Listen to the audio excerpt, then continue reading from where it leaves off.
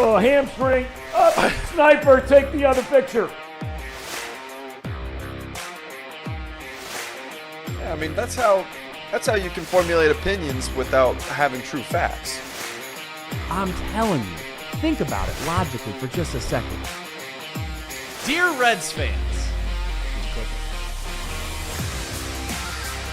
Welcome back to the Zebra Zillionaires. It was a tough one yesterday. Live from Chatterbox Sports Studios, it's Off the Bench with Tom Brenneman. Tuesday morning, we roll into the month of February. Here we are 5 days in, 1 week out from the Super Bowl. Everybody have a good weekend? Casey? Yes, Tom? Yes. What about you? Yeah, I did. I just hung out with some friends. We went out. It was nice. It was fun. You went out, what, to the bars? Yeah. Yeah? Mm-hmm. They have good bars in Clifton? The ones right next to my apartment I really enjoy. They're like Max, Murphy's, that type of vibe. Yeah. All right. It's nice. Sane. It's not like out of control. Yeah, it's nice. Right? Okay. Well, that's good. Gentlemen, how about you guys? I had a great weekend. Phenomenal. Were you in the bars in Clifton? I was not. You were not? No, I've outlived those days, but it was fun. It was fun at the time. My weekend was fantastic, yeah. It was nice. So worked a lot on my house. Finally got some projects done, so it was nice. It was a nice weekend. Well, nice. A lot of sunshine. Yeah, around for a change. It's really, really nice. We went, seemingly 2.5 months without seeing it. And now about 4 or 5 days running. Not a cloud in the sky here in beautiful Hamilton, Ohio. And you did not go to Boogie Nights. No, I did not. That's the question everybody was asking. Yeah, I did not go.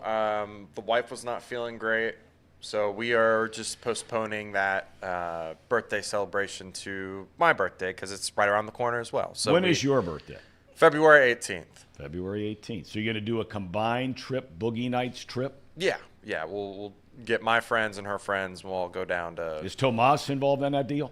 Tomas is definitely involved in that deal. Definitely involved. Yeah. I mean, you're involved too if you want to come. He's still a little put off by the comments you made regarding your bachelor party. I thought we had a heck of a time down there that night. Yeah, he likes to bring up the 8 out of 10 a lot. That's right. That's the rating for those of you that weren't with us for Casey's bachelor party. We all ended up meeting down at the Banks, right? Right. And then you guys then went to the casino. I had called it a night because I had to drive home. Right. But you gave it a rating an 8 out of 10, and he was pretty hurt by it. Well, he should have been. He should have been. Why only 8? Why what would have only been the 8? 9? What was it missing? Why. What was it missing? I like leading up to that, we were talking about going out of the state, going and staying somewhere, and the whole like plan of it. Right? The actual bachelor party itself was great, but it was all the stuff that led up to it that made it an 8 out of 10. How about that? I thought the execution was fantastic. Big League Paul was down there, right? Keeping an eye on everybody. Yeah, that was big. Yeah. And that was fun. Neither one of you guys were there. I had to work. I had to go down and do a board event down in Nashville, Tennessee. I think my hearing hasn't been the same because it was a NASCAR event. And have you ever been to one of those, Tom? No. I hear they're great. It was like a minor league NASCAR event, and no one told me to bring earplugs, and I didn't. I did have AirPods, so I thought I lost my hearing. It was the loudest thing I've ever been to. It was so loud. Yeah, I mean, but I hear they're unbelievable to go to the real ones, the big ones. Oh yeah. Yeah, it was. Everyone says you go to a NASCAR event, and if you don't like it, you grow an appreciation for it. I had an appreciation for that event. There was a 200 laps. I had an appreciation for it for 198 laps. I thought this is really cool. Everything was a lot of fun. The rules of NASCAR, hate them. This kid that was leading, it was like minor leagues, like 19-year-old kids racing. He led for 199 out of the 200 laps. Pole position from the get-go, led the entire time. On the last lap, wreck happens, put the yellow flag up, bunch the cars together, guy passes him on the final turn. Yeah, I've never understood that. It would honestly be like if the Cincinnati Reds were playing the St. Louis Cardinals and the Cardinals were in first place for 161 games. And on game 161, they have a rain out, and they go, all right, whoever wins this game wins the division. Right here. Let's go. All or nothing right now. Let's rock and roll. Ridiculous, Tom. Absolutely ridiculous. Yeah, I've never understood that whole yellow flag. I mean, I know why they have yellow flags and red flags and so forth, but I don't get that whole thing, how you get line back. Anyway, it doesn't make any difference because we're not going to talk about it here on the show on NASCAR anytime soon. We welcome you to Off the Bench, presented by United Dairy Farmers. We come your way Monday through Friday, 10 to 12. That was lame. You can join us on YouTube. Very lame. You can join us on YouTube. That's Chatterbox Sports. We broadcast live on X. Boy, Elon's been busy. He has been. Busy. And that's at CBox.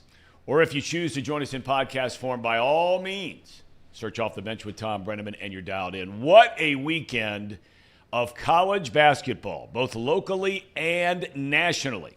And we begin with UC. The Cats were coming off one of their worst losses of the season to a West Virginia team that had 13 losses against just 7 wins. And then they were headed to 15th-ranked Texas Tech. Texas Tech 2 years ago did not lose a single game at home. Last year they lost 1. This year, 15-0. 15,000 plus. Wes Miller even made the comment afterwards, I always heard about this place. This place is unbelievable to try to come in and play. Back and forth it went. But look, be honest, it's like a movie we'd seen before. UC would compete in the Big 12 just well enough to lose a tight one, but not this time, my friend. After Tech took a lead with less than a minute, your guy, Seamus. That is my guy. Lukosius hit a jumper. John Newman III capped things off with a slam dunk, and the Bearcats shocked the Red Raiders 75-72. Aziz was a man. When he plays like that, Aziz Bandago, he had a double-double, his first since the BYU game. So what do those have in common? Ranked opponents, on the road, in the Big 12, he shows up, they win. UC is 15-7, 4-5 now in the Big 12. They won't play again until Saturday, and that'll be against number 4 Houston. Now, Houston will slip probably to 5, 6, 7 because they lost over the weekend to Kansas. But that game this Saturday is a 4 o'clock tip at Fifth Third Arena. If they win that game, barring a total collapse, they're going to get in. Yep. If they beat Houston and don't lay an egg against the Kansas States or the West Virginias of the world, okay, they are going to get in. All right, then there's Xavier. 1 week ago, they lost by 43 points at UConn, number 1 team in the country. They bounced back, nice win over St. John's at home last week. Then on Saturday, Quincy Olivari delivered one of the greatest performances in school history in a 93-68 rout of DePaul to mean 1 game over 500 in the Big East for the first time all year. Olivari scores 43 points, 12 of 20 shooting. He had 7 3-pointers. He's the first Musketeer to score 40 or more in a game since Trayvon Blewett in the Crosstown shootout 6 years ago. Olivari also added, by the way, 10 rebounds. Now, X will play 3 of its next 4 at home, including against Creighton and against Seton Hall. What is going on with our guy, Cal? I think it's the jinx of not coming on off the bench. I agree. Just like Sean Miller. Sean Miller didn't come on against Texas in the tournament. He's not been on this year. They're 2 games over. Wes came on, and they got it turned around. That's right. Right? Darren Horn came on last year. They go to the NCAA tournament. Now, Cal's guys can light it up. They can score. There is no doubt about that. Offensively, they're as good, if not better, than every team in the country. They're the highest scoring team in the nation. But the idea, of course, is to outscore the other team. And they don't, because they don't guard anybody. They have allowed 197 points. Think about that for a minute, boys and girls. This is college basketball. They've allowed 197 points in back-to-back losses at home to Florida, and then on Saturday against number 5, Tennessee. UK plays at Vanderbilt tomorrow night. Armando Bacot says the ACC runs through him these days. And look, it ain't bragging if you're telling the truth.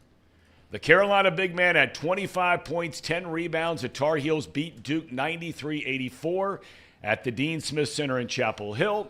Carolina shoots 50% from the field, hit 9 3-pointers.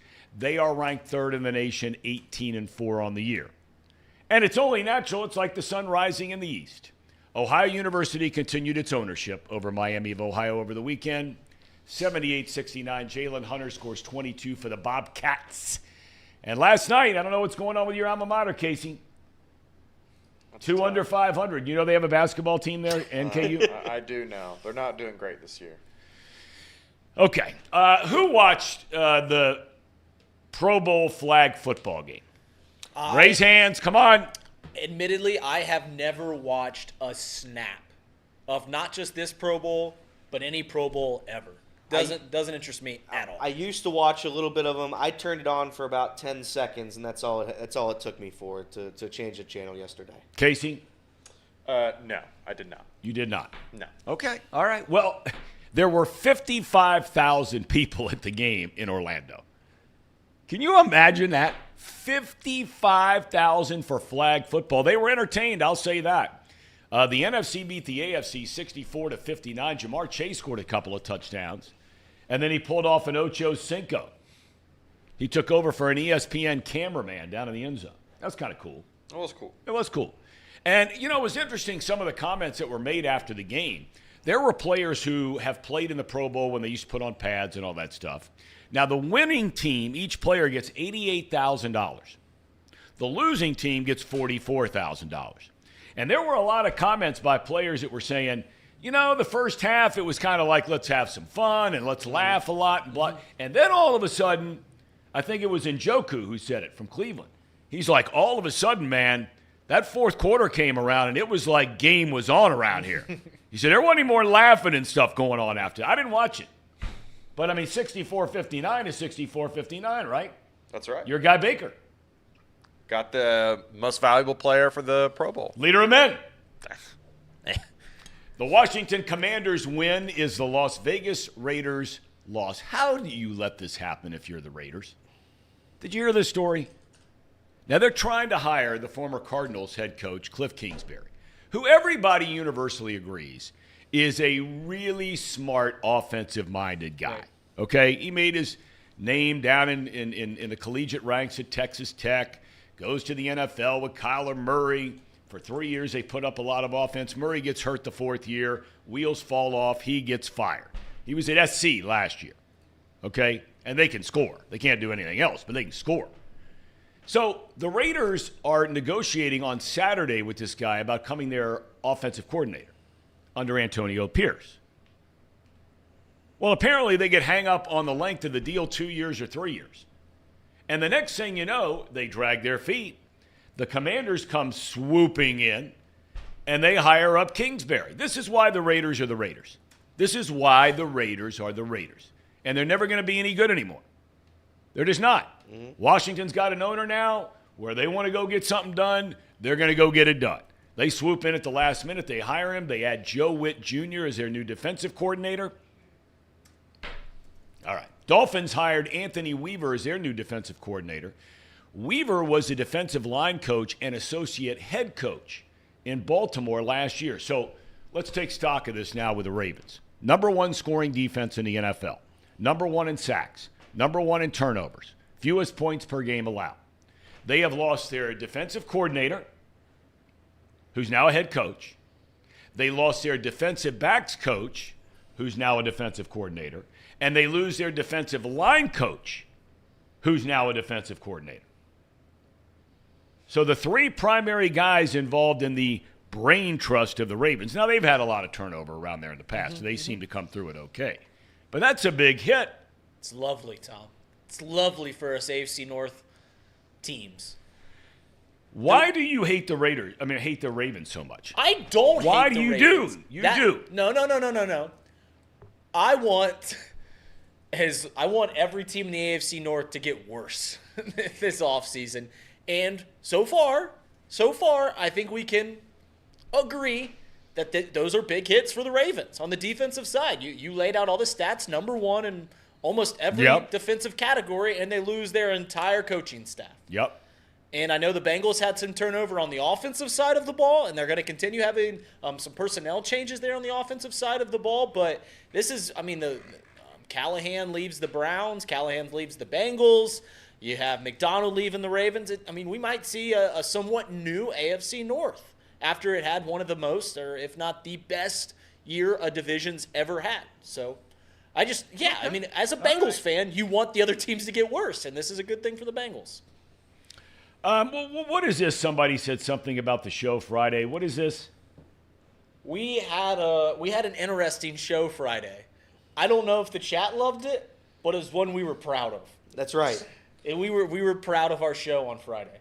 What did they say about it? Who was slandering? Well, somebody just said I have to ask you guys about it. I was here Thursday. Was not here Friday. It was Dad's weekend there in Bloomington, Indiana. So I was on my way over there. What happened? So what happened was Lindsay hosted it for a little bit. is because our bosses. Lindsay, you did? Yeah. Really? Yeah. It was fantastic. It was fantastic. Some people hated it. Some people loved it. Very divisive show. Here's the thing, Tom, is our bosses, I don't know if you saw this, decided that they had a challenge that they had to beat this video game. Right. And for every hour that they did not beat this video game, they would owe Elliot $100. And it went on, starting at 9 p.m. the night before, it went on through the entirety of our Off the Bench show. So we had it like showing on screen. Like right here where our desk was, we had their live stream right there going the entire time. So it was hard to run a show when that distraction was going on. So me, Elliot, Casey, and Lindsay, being the goofy bunch that we are, we had a little bit of a goofy show. It was also Groundhog's Day. It was also Groundhog's Day, so we did an ode to Bill Murray's Groundhog Day, and we ran the intro to the show about 7 times throughout the show. Very nice. Yeah. It was very good. I thought it That's was pretty very creative, fun. I think. I think so, Thanks, too. Tom. Thanks, Tom. Lindsay, what were you doing through all of this? What was you get up to the microphone there a little bit? I mean, what were you doing so I have a better kind of feel for this? Well, I was sitting in your seat. You were? Yeah. Okay. And they did the intro. Like, the first time I might have messed up the title of the show. So we had to redo that. We put Okay. it on the bench instead of off the bench. Okay. Well, I believe me, I'm really on the bench, if truth be told. But go ahead. And then I told a little story about the TCU women's basketball team because we were trying to find topics to talk about. And then a lot of smug and pompous was going on. We did a lot of that. Smug and pompous? Or pompous, I guess. Yeah. Or pompous. Yeah. Okay. Decided on if people Don't were. explain it. Yeah. And so just kind of had little tidbits here and there. But mostly my main job was the intro. A few times. Very nice. Wow, I'm impressed. It's nice. Yeah. What were your thoughts about all this? You're not saying much. I thought she did a great job. She did fantastic. She nailed the intro, Tom. I mean, everybody on here is saying that she said, Big C says Lindsay got better after the first intro. Sir Boy says Tom would rather drink a White Claw than watch that show. That might be true. That actually might be true. We ranked all the kickers in the NFL, Tom. That was fun. Oh, really? Was that at the behest of Everett Henry? Yeah, it was. Yep. Right. Yep. We got through them all. It was a great show. It was fun. It was a very fun show. It was one that can't happen again, but it was. We'll have that.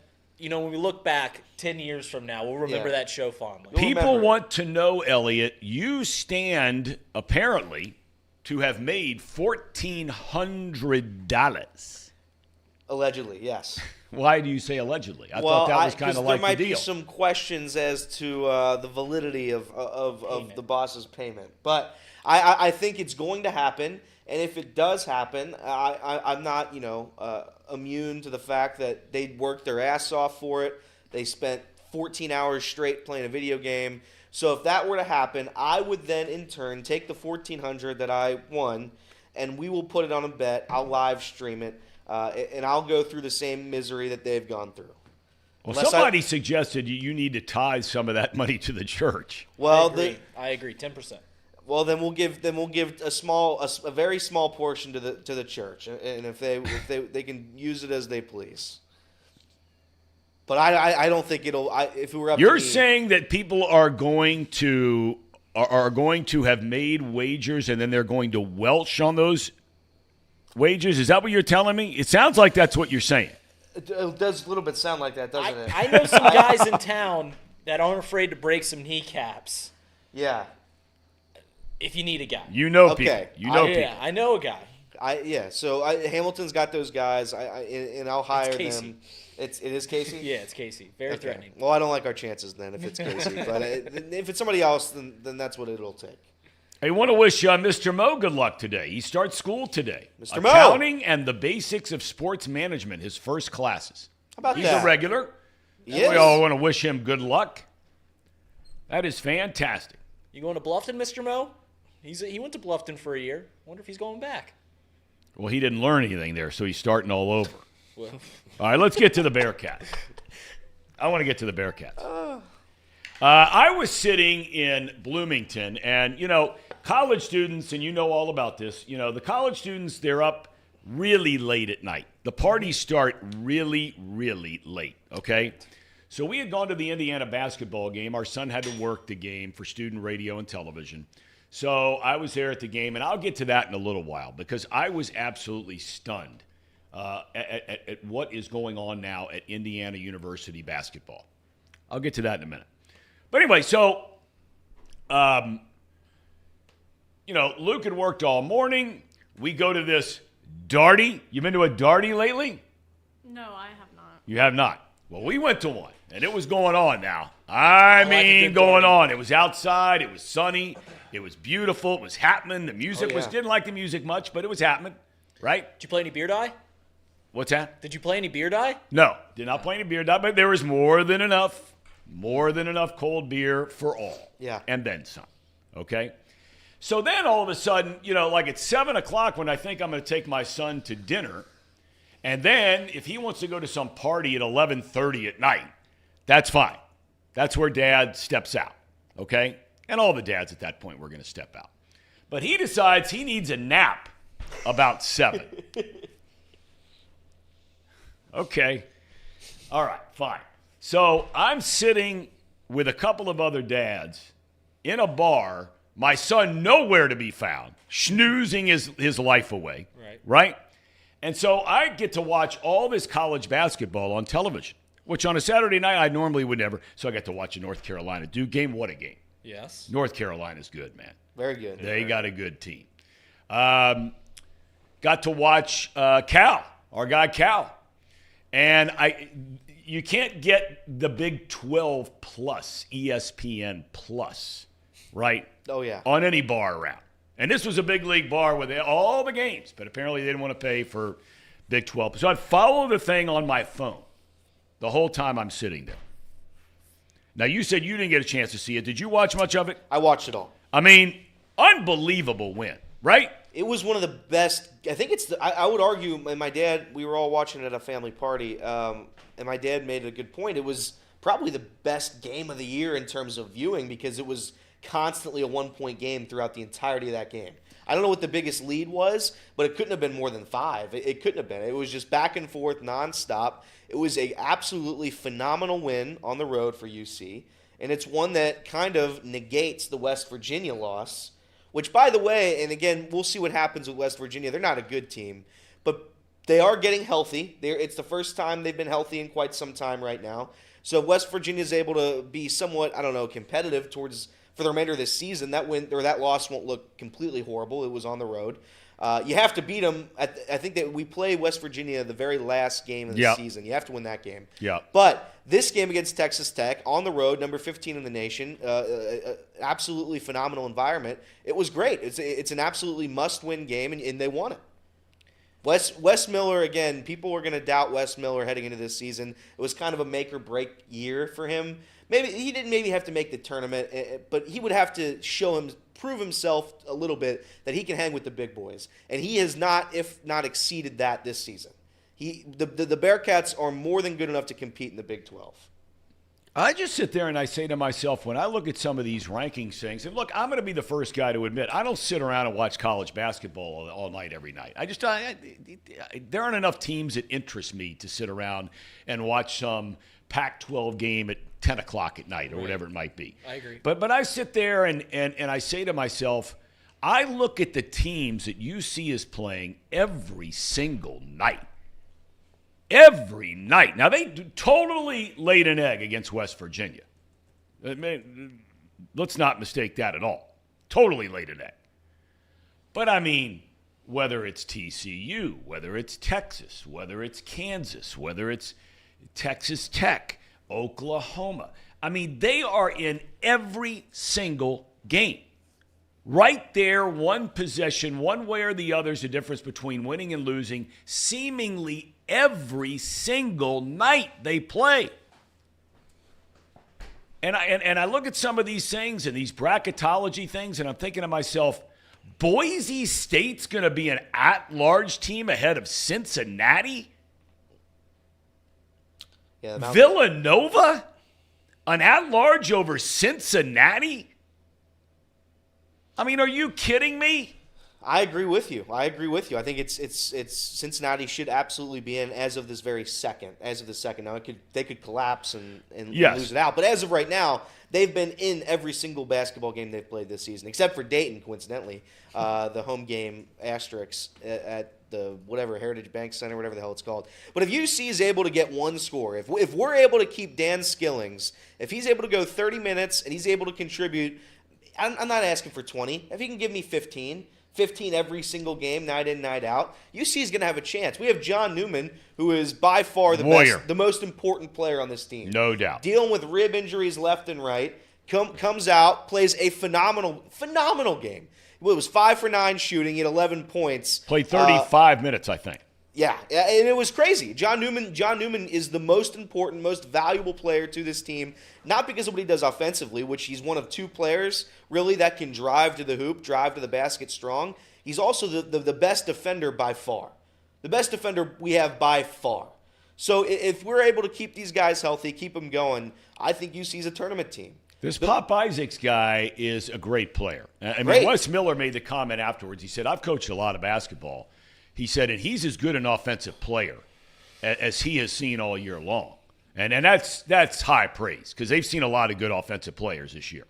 But Newman guards him most of the game. Day Thomas handled him for part of the game. And he goes 5 for 19 from the field. Yep.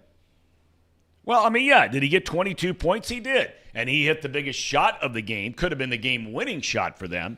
Whatever it was, 35, 40 seconds left before Lukosius hit the shot to give UC the lead. But, I mean, there's no doubt about it that UC, it's hard to believe they have as many games left as they have. For some reason, it just feels like the college basketball season's winding down. And they've got 9 games left. Yeah. And they have already 4 wins in the Big 12. Now, look, I don't know. I hear people that follow it say this stuff. And maybe they're right. Maybe they're not. I don't know. It's like when people start speculating about, well, how many wins is it going to take to win the NL Central? What? Who knows? Nobody knows that. And if they sit there and proclaim like they do, they have no idea. You don't know. But everybody was saying if UC could get to 8 or 9 conference wins in the Big 12, that they would be a tournament team. Okay, well, they're 4-5 right now. And they've got, we mentioned Houston left. All of a sudden, a team we never talk about, ever, Iowa State. These are back-to-back games coming to Fifth Third. Houston's ranked 4th. Iowa State is ranked 12th. They're both coming into town. So 3 of their next 4 are at home. Houston, Iowa State, they go to UCF, they come home against Oklahoma State. And then, man, I mean, it's another, here we go again. At number 25, TCU. At number 20, at number 4, Houston. Kansas State comes in. At number 23, Oklahoma. And then you wind it down, West Virginia. Can you not see 4 or 5 wins in there? You have to beat Oklahoma State at home. You have to beat West Virginia at home. Correct. You have to beat Kansas State at home. Yeah, so there's 3. Those are 3. The outside of that, if you can give me 1 or 2, you're in the tournament. 1 or 2 and you're in the tournament, and that's not even, we're not even factoring in the fact that they could win a game in the Big 12 conference tournament and negate it anyway. So yeah, this schedule's a gauntlet. Iowa State coming off a brutal loss to Baylor. I don't know if you watched the end of that, Tom. Iowa State with about 1 second had the ball down, I think 2, maybe 1. I don't know what it was. Had the ball, hit a buzzer beater to win the game. They looked at it. He was about a half second short. So they had to negate the thing. So Iowa State's coming off a terrible, brutal loss to Baylor there. But yeah, this is the Big 12, and this is what you sign up for. This is the best basketball conference in the country. I don't care what anybody says. And there's a lot of debate, Tom. I want to hear your thoughts on this because there's been a lot of talk about how, and we touched a little bit last week on Friday, how soft the Big 12 non-conference schedule is. Yep. And it's fair, right? It's Sure. fair. But Tom, I think when you play, and we just went through a schedule here, and every single game is against a ranked opponent, or if you don't want to go by rankings, if you think the AP poll is not relevant enough, each one's against probably a top 30 net. Every single game, night in, night out. Why would you make it more difficult for yourself and schedule a gauntlet non-conference heading into the bigger gauntlet that is your conference? Why would you do it? Well, I mean, and this is the whole thing you get into with college football too, because Michigan hasn't played anybody out of conference for the last 3 or 4 years, and that's going to change starting next year. But I mean, pretty good recipe there, right? Yeah. They blow all those guys out. They win 3 straight Big Ten titles because they beat the team they had to beat to get there, right? They had to beat Penn State, and they had to beat Ohio State, and that they did, and they're in the college football playoff 3 years in a row. They finally won the whole thing this year.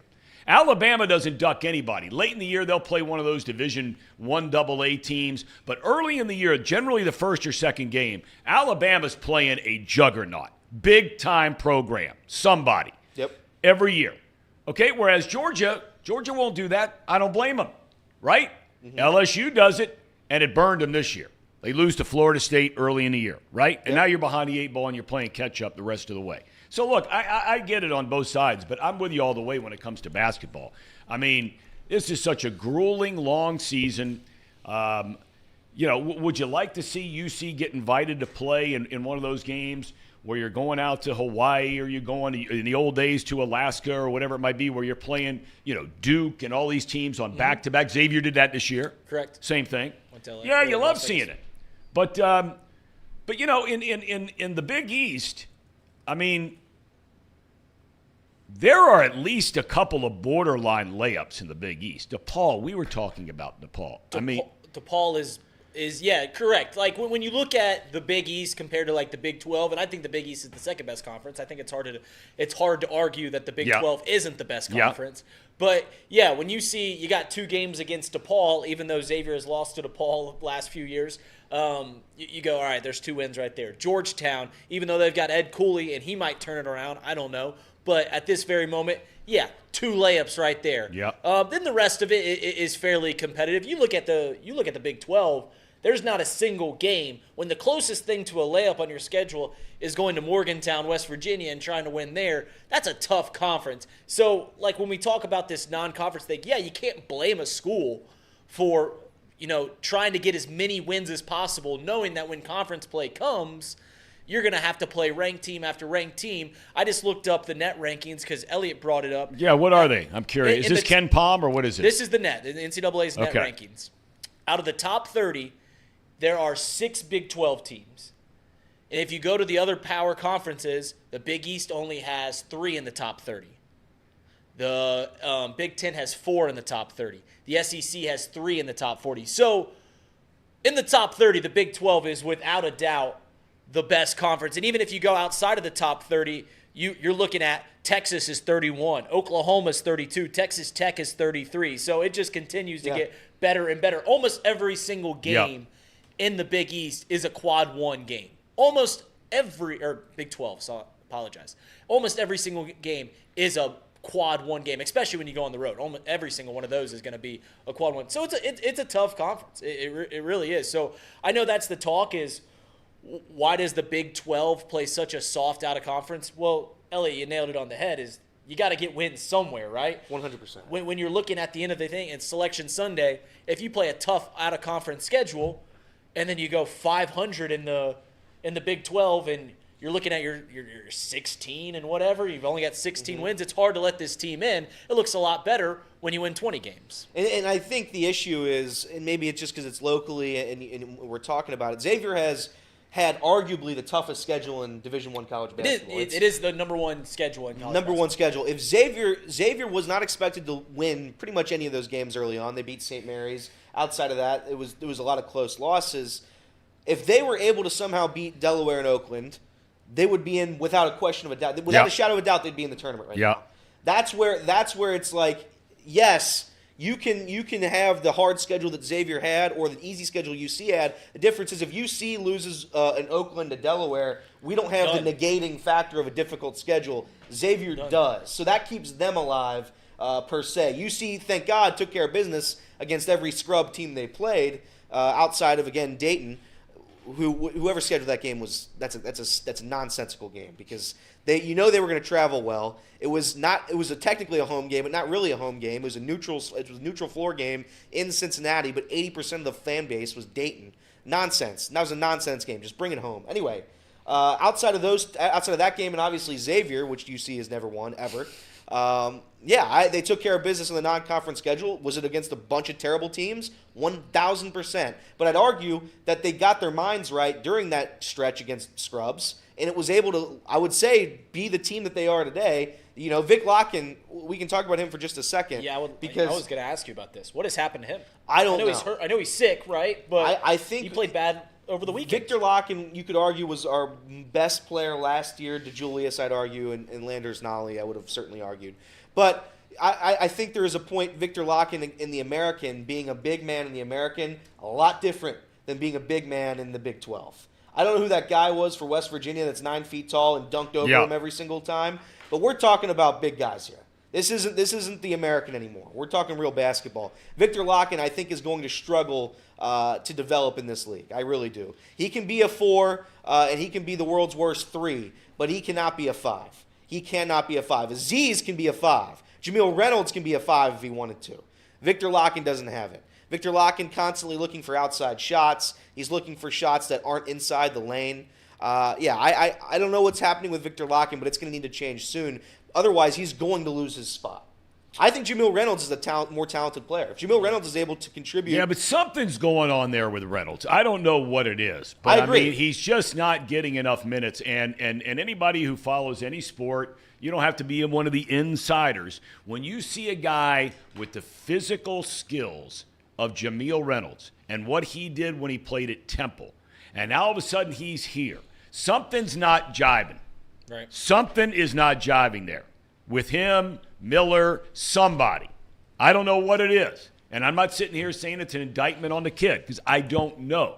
But there is something not right with this guy not getting more playing time. Well, it's weird because they fought so hard to get him in, right? Yeah. I mean, we were talking about why wouldn't the NCAA let him Right, that's right. I don't know what is going on, but there is something very, very wrong going on there. Otherwise, why would you fight so hard for a guy that's only getting 10 minutes a game? I mean, just wait until next year. Well, and again, the biggest issue is to say what you want about Victor Locken offensively, defensively, usually he's a presence. Usually he can defend at least a touch. And that's what it comes down to. This team is overwhelmingly better at defense than they are at offense. You need to continue the strong play at defense. So priority-wise, you have to put Locken in because he's better defensively. Now, I think the same issue is going with Jizzle James, who's not playing a ton of minutes either. Day-Day's outplaying him in pretty much every facet of the game. Day-Day doesn't shoot great, but he defends tougher than anybody else on the team outside of Newman. So there is a minutes issue with some of these guys, but again, that's just because of how you play defense. Well, like when C.J. Frederick comes back, a lot of people are begging for C.J. Frederick to come back, and I am too. I would argue one of our biggest issues is the three-point shot, and maybe free throws, even though free throws has been a lot better lately. But I think C.J. Frederick would be a struggle defensively as well. So it's about keeping up the tough defense, really. They were perfect from the line. They were. They have been better. 10 for 10. Let's get this stat. You see on the road 78% at the free throw line. At home, it's like 60 or something like that? At home, it's 58%. Oh, that's Go terrible. figure that. The basket you shoot at every day in practice. But by the way, since Wes Miller has made it a sticking point allegedly in practice to make free throws, they've been phenomenal. Good. There you go. The past 4 games or so. 3 games. I didn't watch the game on Saturday, but I'm literally just looking at the box score. Aziz, double-double. How did he play? Great. He's great. Defensively, he's arguably, again, John Newman's the most important player. If he's not the most important defensive player, he's the second. He's the second biggest reason as to why UC can win games. Well, I think you can make an argument. He is the single biggest defensive presence in terms of shot blocking there is in the league. 100%. I mean, when he's on the floor now, you're going to have a hard time taking the ball to the rack on the guy. 100%. Yeah. And the only knock on Aziz, this is the only knock he has, but he was doing it great. He was doing a post move. He was backing guys. He was backing guys up in the paint. He was doing all the everything that I've had a criticism about him up until this point. He was doing it all perfectly on Saturday. But the only knock on him is that he struggles offensively a little bit. He doesn't go up strong with it, as they say. Right. Really his whole game plan is those nonsensical lobs that they just throw his way every single time. And you guys weren't able to watch it. But I think they had like 10 lobs that you just try to lob it up to him, and it just slams off the backboard and bounces away. Terrible. That's got to stop. The lobs got to stop. Some of the turnovers got to stop. But again, they've fixed the free throw issue. It seems like Aziz has found his spot, at least the past couple of games. So, yeah, I'm very high on this UC team once again after a brutal, disgusting loss in Morgantown. It's so much fun. This is like a. It is. It's so similar to watching you as a fan through the Reds. We're all the way back. We're dead. All the way back. That's right. Dead. That's how it is. Same with the Bengals too. All the way back. Best team in the league. Dead. That's And right. this is why it was so. He wanted to ship Bandego out of town 5 days That's ago. true. I literally did. He did. This is why it's so important to play in the Big 12, because every single game matters. And Reed told me this before the season. It's like, and I kind of probably shrugged it off a little bit, like yeah, whatever. But when you're playing East Carolina twice in a season, it's hard to when get you're up playing for. Temple twice in a season, it's just like, what are we doing? I said this last year when UC's going through the American, and as a Xavier fan, every single game, other than the DePaul, other than the Georgetown, you're excited about. You're like, oh, Xavier plays tonight. They play Providence, Seton Hall. They Right. go up to Providence. Yep. They go play Seton Hall. They play St. John's at Yep. Madison Square Garden. And then not even to mention the good teams. And you'd be, all right, who's UC got tonight? Oh, they got East Carolina. Oh, they got Tulane. Yep. And you're like, well, I mean, like, you get excited for like 3 UC games all season long. Yep. That can't be a whole lot of fun as a fan. Now, I mean, we could talk about the gauntlet that UC's been on, but every single night they're playing a ranked team or a team that has been ranked at some point this year. That's fun. And they're competing. Even if they weren't competing, it's still fun knowing that they're going to play a good game that you're excited for. It's 100%. It's just night and day. Night and day. 100%. Okay, then there's Xavier. And I want to get to something for a second because I was trying to explain to these guys before the show today because, again, I'm old enough to remember this stuff. There was a time when DePaul University, not DePaul in Greencastle, Indiana. We're talking about DePaul in Chicago, right in the heart of Chicago, Lincoln Park, right? Now, DePaul is like many of the schools in the Big East. Right? Catholic school or Jesuit school, whatever it might be, right? They are primarily in a lot of big cities. Xavier's here, DePaul, Providence, St. John's, Seton Hall. They're these private schools, religious affiliated schools, and they're smaller schools. They're not, the 20, the 30, the 40, the 50,000 students that you see at some of these other big public universities, right? Okay. But try to picture for a second, back when Ray Meyer, Hall of Fame coach, one of the most beloved figures in the history of sports. This guy was like your grandfather and was a great college basketball coach. He had DePaul ranked in the top 10 every year. 16 years, over a 16-year span, they go to 6 Elite Eights or Sweet 16s. Over a 10-year span, they went to 6 Sweet 16s. Yeah, and I mean, there were a couple of those years where they no doubt had the best team in the country. I mean, it would not even debate them. They got Mark Aguirre and all these guys who went in to have great NBA careers. And, man, they were on national television every single week. They were independent. They end up getting in a conference, Great Midwest Conference, with UC and others. And then Joey Meyer, Ray's son, takes over for him, and slowly the deterioration starts. They go out and they hire all these big, high-profile coaches from other places. Jerry Wainwright had a great run at it down at UNC Wilmington. They had Oliver Purnell, who had a phenomenal basketball coach. And they bring in all these guys, but they just get swallowed up in Chicago. I mean, they have to beg, plead, ask, and pray to get their score even on page 7 in the Sun-Times or the Tribune.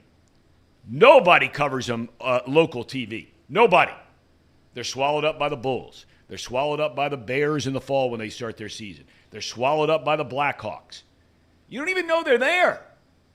And now all of a sudden, Reed and I were talking about this morning. There is no doubt in my mind, DePaul, who has not won a single game in the Big East this year. They've won 3 games the entire year, and this isn't taking anything away from Xavier playing great. We'll get to that in a second. But I think for a lot of guys my age, it is hard. It's almost unfathomable what has happened to DePaul basketball. DePaul basketball would not win. They wouldn't finish in the top 3 in the MAC. Tom, No. it's very bad. I mean, you mentioned their 3 wins that they've had. The teams that they have beat, ready? South Dakota, Chicago State, and Louisville, and we all know what Louisville's like this year. If you go through their Big East games, the closest game is they played a very close game at Georgetown. They lost by 3. Every other game they played in the Big East, they've lost by at least 15 points. 15 points. They're terrible. The conversation started when we were talking about DePaul before the show. It started, it's like, why are they in the Big East? They've never been good. And you looked at me, you're like, Reed, they used to be very good. And I looked up, pulled up their Wikipedia page, and yeah, 6 Sweet 16s in a 10-year span. Didn't know that. Well, over that 10-year span, I guarantee you in probably 6 or 7 of that 10-year span, there were times during those seasons where they were ranked number 1 in the country. I don't doubt it at all. They went to the Final Four in 1979. That was actually, I think, when Larry Bird versus Magic Johnson in the national championship. Yeah, and DePaul was the best team that year. Well, there you go. Everybody wanted to see Magic and Bird play in the championship. Well, they got their wish. Right. But DePaul was the best team that year. Yeah, DePaul hasn't made the NCAA tournament since 2004. They joined the Big East in 2005. So a correct correlation that they just can't compete. And there's those fan accounts on Twitter. DePaul has one. And he has a list, this fan account has a list of every name that has been associated with being the head coach of DePaul. And it's just like nonsensical, like Dwayne Wade, next head coach of DePaul, and everything like that. I don't know. You can see Georgetown turning a corner. You can imagine that. They get Ed Cooley in there. They can be similar to what Georgetown was decades ago. I can't see this DePaul team turning it around. I don't know if the Big East needs to cut ties with them. It's bad for the conference in all seriousness. And I mean, it's nice to have a couple wins for Xavier, even though once again they've lost to DePaul last year up in DePaul. But it's not good. It's really not good. And it's crazy because you could bring in a team like Dayton, same qualifications as everybody else, and you'll know they'll be more competitive, and people will show up to the games. That's where Nobody Dayton shows up to any belongs in the DePaul Big game East. ever. That's where they belong. But 100%. I would bet, and I could be wrong on this, I would bet that Xavier would fight that. Well, I think the Big East, they would. They absolutely would. I think part of the thing, if you look at every team in the Big East, they are almost all in a big city. Yeah. Right? They all have their own market. DePaul's in Chicago. Xavier's in Cincinnati. You got Villanova in Philadelphia. St. Georgetown John's. in D.C. Correct. Yeah, right. yeah. It goes on and on and on and on. So I think the idea is that Dayton absolutely fits the bill of a Big East school. Catholic school, private school, very good basketball school, has, they have a football program, but not like they have an FCS football program, so it's not like that. But I think I think Paul told me this, is because that it would be a competing in the same market. Dayton and Cincinnati are basically the same media market, and now there'd be 2 teams. Now, that's not to say that there's not I think Seton Hall and St. John's are both technically the New York market, but that's the New York market. That's right. Cincinnati's not big enough to have 2 teams. But I'm with you. I think it would be great if Dayton was in the Big East, but I understand why they're not doing that is because it'd be 2 teams in a small market. But I think it would be very short-sighted on Xavier's part to fight that because, look, Dayton has their crew of fans. They sell out every game, right? And they all live within 10 miles of the arena, basically, or 15 miles of UD Arena. And Xavier has their crew. They sell out almost every game of their 10, 11,000. Right. I mean, they've got their fans that you're going to guarantee. And so there's really zero reason. And again, I don't know for sure that that's what they would do. So I don't want to speak for them. But let's get to Let's get what time we got here? 10:49. 10:49. Okay. But let's talk about Xavier for a minute because, I read somewhere yesterday where Olivari is going to start getting some serious airtime to win a Big East Player of the Year award. Oh, yeah. I mean, now look, when you look at some of his season stats, he did not start off really hot. He transferred in, and it took him a while to get his legs underneath him. The team, it's taken them a while to kind of get their feet beneath them and so on and so forth. But they do show you signs. The St. John's game the other night, the game in DePaul. But Olivari, 43 points, 10 rebounds. This kid is such a magnificent personality. I mean, golly day, he just exudes. You just love the guy. And, man, he's a gamer. Yeah, he is a gamer. You were high on Quincy Olivari before conference play started. And admittedly, I didn't watch a whole lot of Xavier before the new year. And I was like, all right. So I sat down and watched him. And, yeah, he's a scorer. It is reminiscent. I think you alluded to him when we were texting last night. It's similar to Sule Boom of last year. Yeah. Where this transfer comes in and is a prolific scorer, really changes the team from the onset. Obviously, Sule Boom was doing it with, better scorers around him. Yeah. So, it's a little more impressive than what Quincy Olivari's doing. But it's similar in when Quincy goes, this Xavier team looks very good. Right? When he struggles, scores 12 points, doesn't shoot well from the field, Xavier loses. The same thing happened with Sule Boom last year. If Sule Boom put up 20 points, Xavier won. Yep. It's the exact same thing. So when Quincy goes, Xavier goes. When Sule Boom went last year, Xavier went. Yeah, he's a phenomenal. There is some bright spots of the Xavier team. I know the record's bad. I know that they lost to Delaware and Oakland. Everyone reminds them. I know they really don't have a marquee win. They took Houston down the wire. They really didn't compete against Purdue, covered that game. They lost by 5 at UConn. But they still don't have, UC has those, 3-4 ranked wins? Mm-hmm. UC or Xavier doesn't have a single one of those. They're still looking for that marquee win. But this Xavier team has a lot to look forward to. I know Quincy's just a one-year transfer, but Des Claude. He's fantastic. He was the only guy that came back from that played last year. Trey Green looks very nice at times. Davion McKnight looks very good. He has been rock solid. Yes, he hustles up and down the floor. And he takes care of the ball. Most of the time, he takes care of the ball. He's a delight to watch. Truly is. This Xavier team, like I said, I threw it up on the lower thirds earlier. Even though they're 12-10, most tournament websites have them sitting at a 60% chance to make the tournament. Seems unlikely at this moment. Seems incredibly unlikely that they'll make the tournament. But all the math is saying they have just as good of a shot as UC, and that's because they have, they play in the Big East, so they have opportunities to get big wins. And on top of that, they've got some nice players. All right, let's take a quick break. I want to talk a little bit more about Xavier, and I want to get into what I saw at Indiana this week because, again, I'm showing my age. But, man, the state of Indiana University basketball right now. Look, all the UK fans are up in arms about Cal right now. I mean, I was talking to my dad last night. He's got a lot of friends down there in Lexington, a bunch of money people in the state of Kentucky, Commonwealth of Kentucky.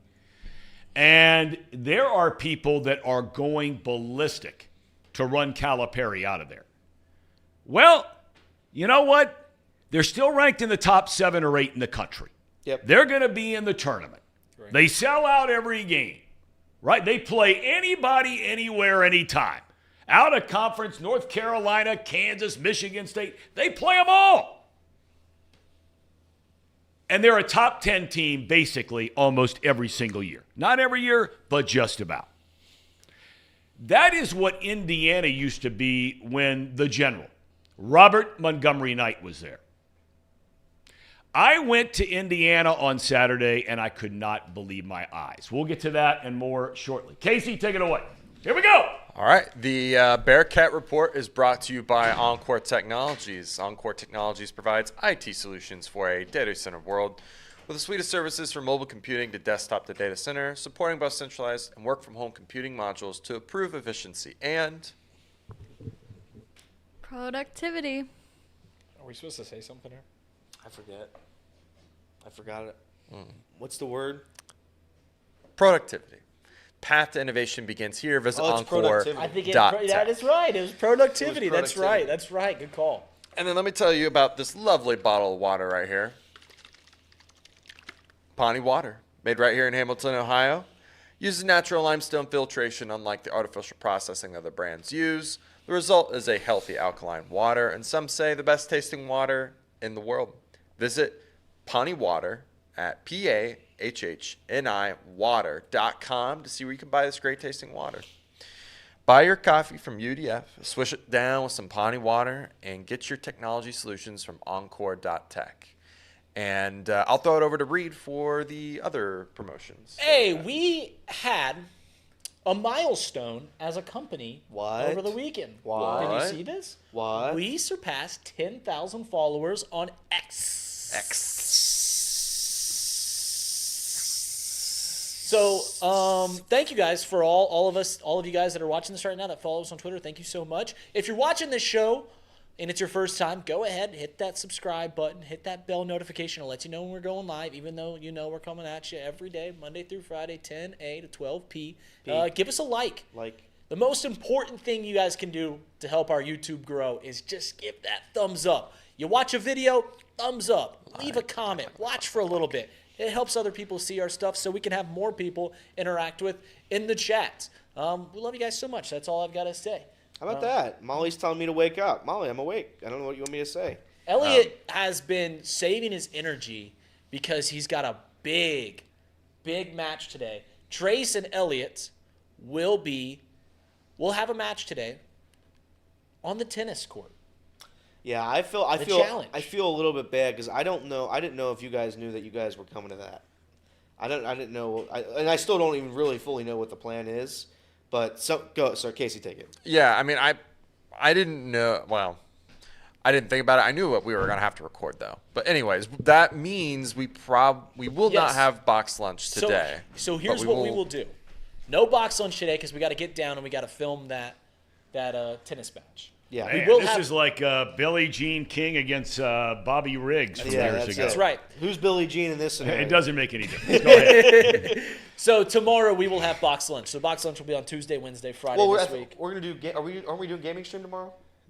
Yeah. Well, we can still do box lunch right at 12. We promised them 3 box lunches a week. Sure. And we'll give them 3 box lunches a week, and we'll do the gaming stream tomorrow. So that's all that. And no box lunch today, but we'll have some content. If Elliot, I say this in all sincerity, if Elliot cannot beat Trace in tennis, which I want to state this, I think you are a lock. If I could bet on this, you'd be minus 400 odds, I think. Yeah. I think you absolutely are going to win this match. But if you can't beat him in tennis, that's not a good look for old Ellie Rue.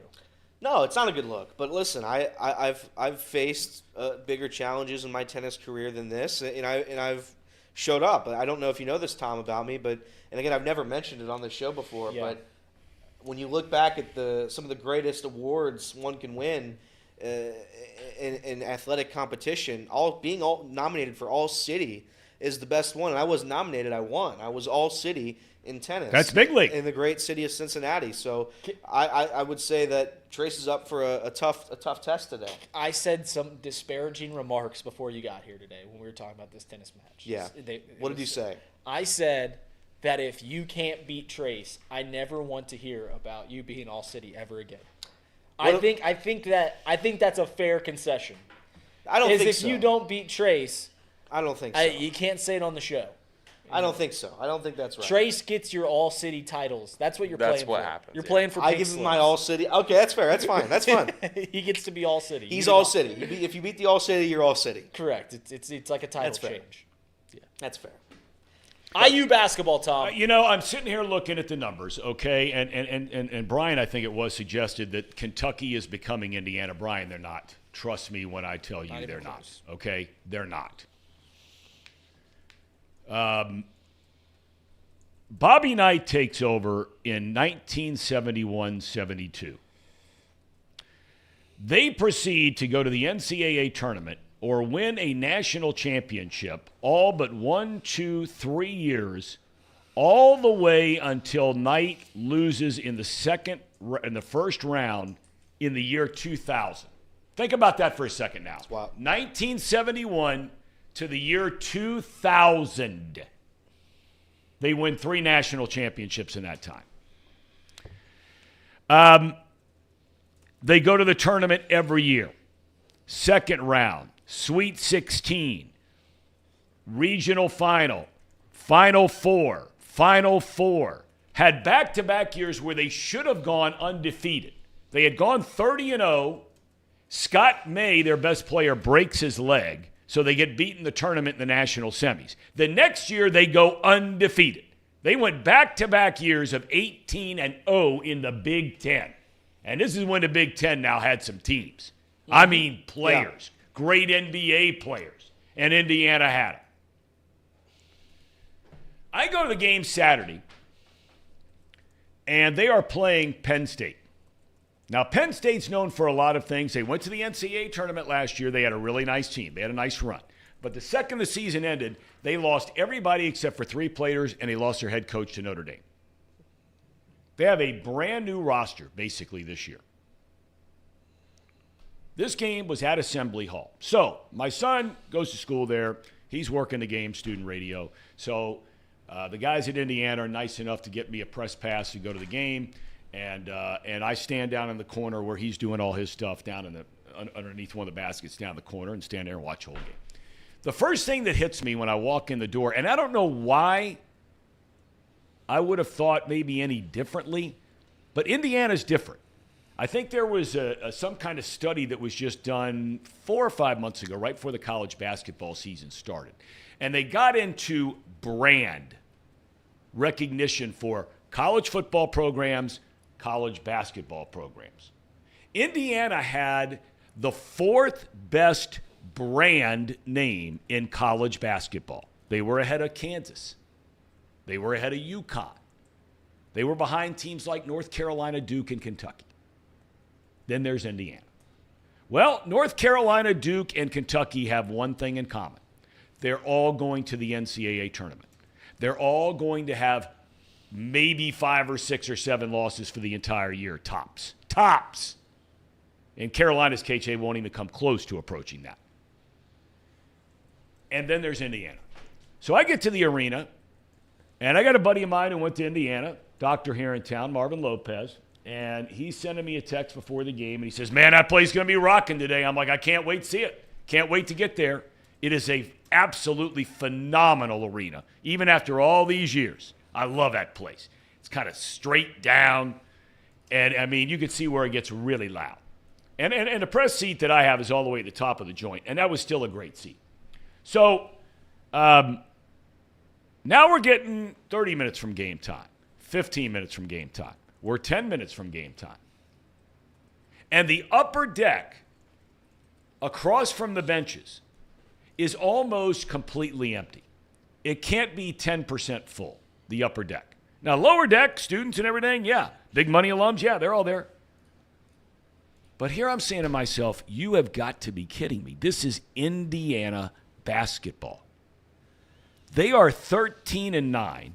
It's a third year. One of their all-time greatest players, Mike Woodson, is a head coach. His first year there, they win 21 games. They get bounced in the first round of the tournament. Last year, they had a nice team. And they lost a couple of guys that went to the NBA. They lost. So we talked about this a couple weeks ago, Tom, about how Xavier lost their entire starting 5.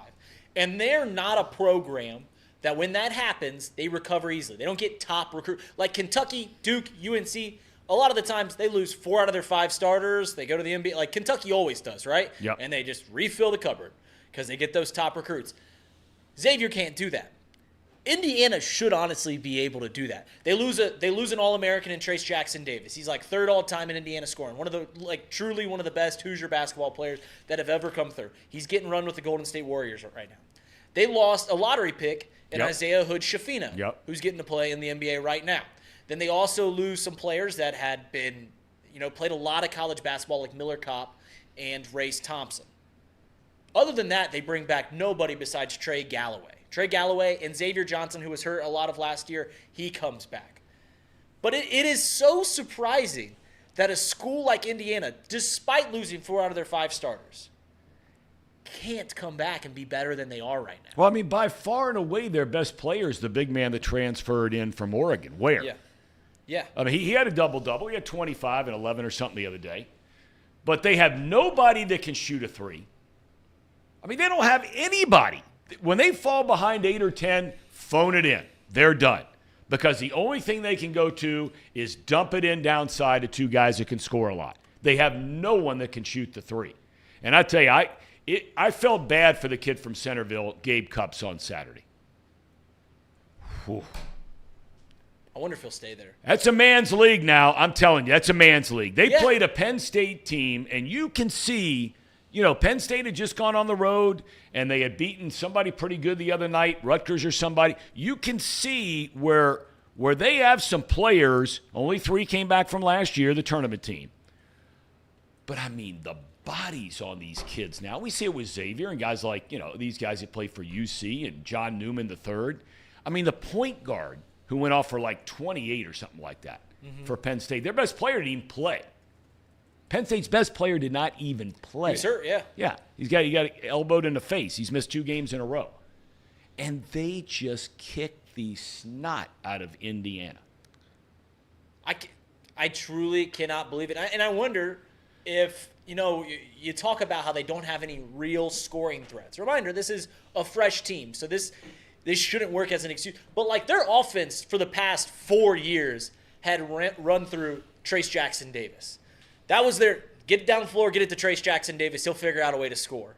And now they're trying to have to reestablish their identity. They made the tournament the last 2 years. They're obviously not going to make the tournament. I think they got like an 8% chance, and it's probably they're really their only chances either to run the gamut for the rest of the year or win the Big Ten tournament. Right. They're going to do neither of those things. No. Their season is absolutely done. I'm with you, Tom.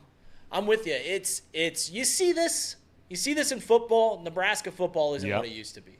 I have a theory that Oklahoma football is going to get to that point sooner or later, that it's never going to be what it once was. And this happens, changing of the guards. Indiana basketball, as you mentioned, one of the premier brands. There's few things that the state of Indiana loves more than basketball. No question. High school, if you've ever been to an Indiana basketball game, if you haven't, you need to go. It doesn't matter the size of the school, they build these opulent gyms because their church is basketball. They love it in Indiana. And they love their Hoosiers. I mean, Purdue's playing very well right now, but in the state of Indiana, the Hoosiers are it. And if they can't get back to what they once were, and I don't think they ever will, man, it is a sad sign. So, you say that they're it. I agree with you. Historically speaking, they're it. But my son, after doing a game last week, they went out after the game, and what's the kid who does it? The guy who was a great player at Purdue, Robbie Hummel. Yep. He broadcast for the Big Ten Network. Yep. And he was nice enough to take a bunch of the young Big Ten U guys out after the game and get some wings and that kind of thing. And Hummel had told our son, he said, look, I'm biased, Purdue. He said, I played there. He said, there was a time you came to play in a game at Bloomington in Indiana, and it was the place to be in the Big Ten. He said, now, at Mackey Arena, they can be playing Chicago State on a Tuesday night in November. Yeah. And you can't turn around in the joint. Right. And don't look now, but look what Thad Matta's doing at Butler. Everybody wondered if this guy was washed up. Well, he went, 14-16 or his first year there? Now, all of a sudden, they beat Creighton the other day. Right. They've won 4 in a row. That's right. No, now, are they the brand that Indiana's? Purdue the brand? No. But now, all of a sudden, you've got Purdue, and you might say, well, they got Zach Edey. Well, yeah, they recruited Zach Edey. Okay. Right? And, I mean, this is 2 or 3 years in a row now. They've been ranked number 1. Number 1 in the country at various points in time. Right. Indiana, you don't even see them in the top 25 anymore. Yeah, they were. I think they were ranked throughout the majority of last year. They were, because they were really good with, I think the 2 best big men in the country last year were Trace Jackson Davis and to Zach Edey. But you're right. Outside of a couple games, I went to Assembly Hall. I've been twice now. I went a couple years ago on a Sunday. They were playing like Minnesota, so not a big game. And the majority of the place was empty. And that's a big arena. I know it's a cathedral of college basketball. I didn't like it that much. I really don't like the way that it's set up, the high ends. I think you talk to some Indiana fans, they want a new arena, but yeah, I don't know what it's going to take for Indiana to get back. I believe in Mike Woodson. I think Mike Wood in his first 2 years takes this team to the tournament. Obviously, they're having a down year. I mean, I don't want to pull the plug on Mike Woodson, but there are a lot of people around there that do. I get it. There are a lot of people around there that do. Them firing Tom Crean was probably a bad. Well, the worst thing that happened to Indiana basketball, because I would make the argument he's the best coach in college basketball, period, today, is Kelvin Sampson. Yeah. No doubt. I mean, what he has done at Houston, and really wherever he goes. And now I know a lot of the Indiana fans hate him because he got him on probation with the texting thing, with texting kids when it was supposed to be a dead period. I mean, this guy wasn't a bandit. He's been a coach a long time. He's not been in trouble.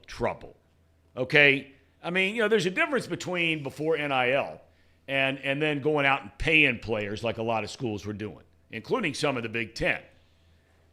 Kelvin Sampson wasn't doing that. And Indiana fans can dislike him all they want. I get it. He got him on probation. But that's the guy. When they lost him, Crean is the next tier down. Mike Davis took over after Knight, next tier down. Archie Miller, next tier down. These guys aren't Kelvin Sampson. And Woodson isn't either. But we'll see where all that goes. One thing I want to get into with you guys, and I don't know if you paid much attention to this, but it's all over the local papers here, is this NHL thing with Cincinnati. Oh, yeah. Because apparently Gary Bettman, you have a soundbite here on this? I do. All right, listen. This is the commissioner of the National Hockey League, Gary Bettman. What about it?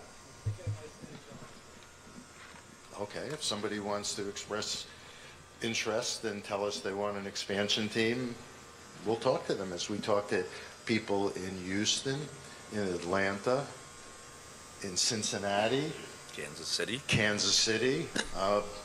There seems to be a increasing and vibrant expression of interest in having an NHL team in places where there aren't. Okay. You heard it from the commissioner's mouth. He wasn't prompted about Cincinnati. He brought up Cincinnati on his own. And then, now all of a sudden you got Jason Williams in the paper today. You had Jeff Birding, okay, and all these guys who talk about the arena. We have been losing so many things. And I'm not saying hockey would work here because, quite frankly, I don't think it would. I don't think NHL hockey would work here over the long haul. The tickets are incredible, just like the NBA. It's incredibly expensive, those tickets, to go to NBA basketball games. If you want to go buy season tickets to an NBA game, you're paying through the nose to get in the door. And I just don't see it happening. I just don't think there's enough money in this town to support 2 college basketball programs, a Major League Baseball team, and an NFL team, along with college football when UC's good. I think it would be great for the city. In a hypothetical world where everything's perfect and everybody shows up to the games, an NHL team would be awesome. The issue is, I truly believe when you have these teams who have longer seasons, like the FC Cincinnati season is almost like its own event. It's its own world. Because I don't really know when the season starts or ends. There's different tournaments throughout. It's like there's a lot of things to keep fans intrigued. For an NHL, NBA, MLB season, it's pretty much you're doing the same thing night in, night out for months. The Reds, and again, people will get on me for this, people don't show up to Reds games. They don't. Cincinnati does not show out for Reds games during the week, which is, 75% of their games at home? Yep. If or that's 60% at least, for 60%. Sure. If that's going to be the case, then what would be the point of an NHL? What would be the point of an NHL team if nobody's going to show up? Because all I heard last season, when the Reds were a couple games out of a wild card spot, leading a wild card spot, all I heard was the gas prices were too much and nobody could make it down to the ballpark. So if we're having hockey games, is that going to be the same issue? Is gas prices going to be still too high? If we have an NBA team, gas prices still too high? Not to mention the issue of that wretched arena they call Heritage Bank Center. It would have to be with a new arena. Yeah, well, there's no doubt about that. They wouldn't let an NHL team expand to Cincinnati without at least a promise of a new arena. They will not play at the Heritage Bank Center. Tickets to NHL games. I went to a Columbus Blue Jackets Dallas Stars game. It was like $10 to get in. Obviously, when I sit in the lower bowl, it's going to cost more expensive. So they're really not that expensive. They play 3 times a week.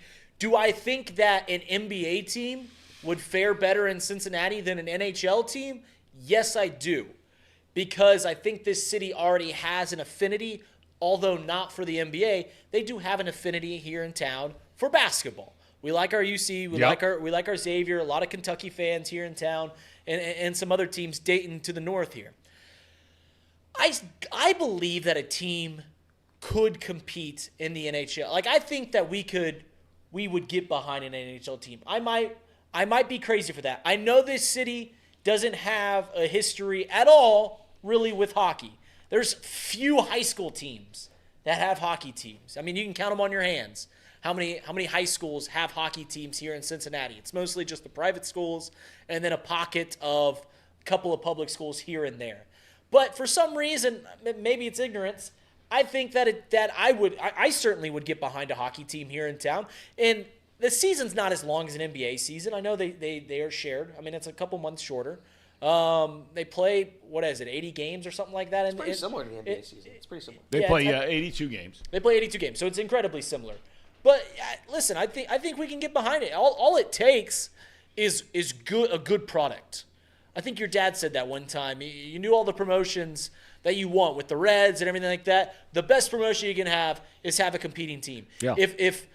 If there's a Cincinnati hockey team and in the first 2 years they compete like the Seattle Kraken did, like the Las Vegas Golden Knights did, then right off the rip, you get excited about it, right? You're all right, there's playoff hockey here in town. It's a new sport, don't know anything about it, but sure, I'll go to an exciting atmosphere. Elliot's went to that Blue Jackets Dallas Stars game.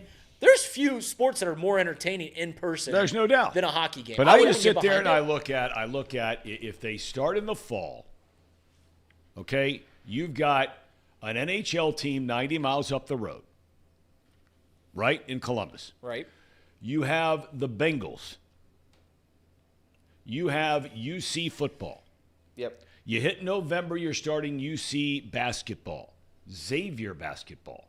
FC Cincinnati got all the way down to the semis, and they were playing in late March, early November? Yeah, they played all the way up until late November. Okay. So now you roll that into the winter where UC plays, Xavier plays, right? And now here come the Reds. Now, granted, not home games, but you're going head-to-head with the Reds and then FC Cincinnati again just a couple of months later into the new year. Yeah. I look at the town and I'm like, there's no way there's enough money in this city to support all of that. Now you can say, well, the Cyclones are third in the what is it, ECHL? What are they in? Don't know. Okay, well anyway, they're third in the league in attendance. They average about 5,000 a game. Okay, but the tickets are nothing. You get a beer for $2 or $3. They used to have $1 beer night. Now it went up to $2 beer night. Thanks, by Nomics. And so, I mean, that ain't happening in an NHL game. You're spending $8, $9, $10. What are you paying for a beer at the Red Stadium? It's about, $8. Yeah, that's what happens when you bring the NHL in. So you can't say that because Miami hockey draws well. It's a college team. And you got enough people that live around there where it's something to go do, and they've had some great teams through the years. They're just, but the stadium, what were you going to say? Go ahead, Case. I mean, I do think that there is some validity to it being an NHL team, right? Like that's like the only. I agree. I think we'd get behind it. Yeah, I think that's the only reason why I don't go to many Cyclones games is because it's not the top talent of the hockey world. The NHL is. Like, I'd rather much go see a game in the NHL than I would the lower league. Now, one of the things I would argue back with you on that they get 5,000 in attendance, the Cyclones. FC Cincinnati, I mean, when they were in the lower divisions and they had a lot of success for like 5 years in a row, winning that league multiple times. Yep. I mean, they were filling out Nippert Stadium time and time again. And it really is all based off of success. If the Cyclones were more successful, I think there probably would be a bigger push for the NHL to be here. But I remember they were really good when I was like 10, 11 years old. The Cyclones made it to their championship once or twice in that span. But since then, they haven't been very good. So, but they still get a 5,000 fans. Like, if it was a NHL team, I think you could relatively see how you could fill it. 5,000 number is. But I do think people will show up, and again, they're not showing up for the hockey. They're not showing up for the hockey when you go to a Cyclones game, and that's a fact. Look at other cities and how they've fared with their hockey team. You look at Nashville, and I know Nashville doesn't have a baseball team, but they have a football team. They have a big Power 5 college university in Vanderbilt. No, Vanderbilt doesn't have that have as passionate as a fan base as certain teams here in Cincinnati, but the Nashville Predators, they do very well for themselves. You look at a city like Tampa. Tampa gets nobody to go to their successful baseball team, gets nobody to go to the Rays games, but the Tampa Bay Lightning, very successful. They sell in almost every game. They're very passionate about the Tampa Bay Lightning down there. I understand, but they don't have the carryover from the other stuff is what I'm saying. You talk about Nashville, nobody goes to the Vanderbilt football and basketball games. I mean, you're right. I mean, they'll play Alabama and half the stadium be full of Alabama fans. They got a great baseball program, okay. But they don't have constant, even if you want to just say, okay, Vanderbilt, that's fine. They are in the SEC. But it's not two of them. Here it's Cincinnati and Xavier. It's not only Cincinnati and Xavier in basketball, it's also University of Cincinnati football. You're talking about all these tugs for the wallet, right?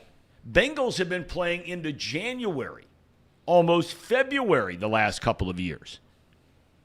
And you throw FC Cincinnati in, selling out every game, brand new stadium. You throw in the Reds, who there's so much excitement about them these days.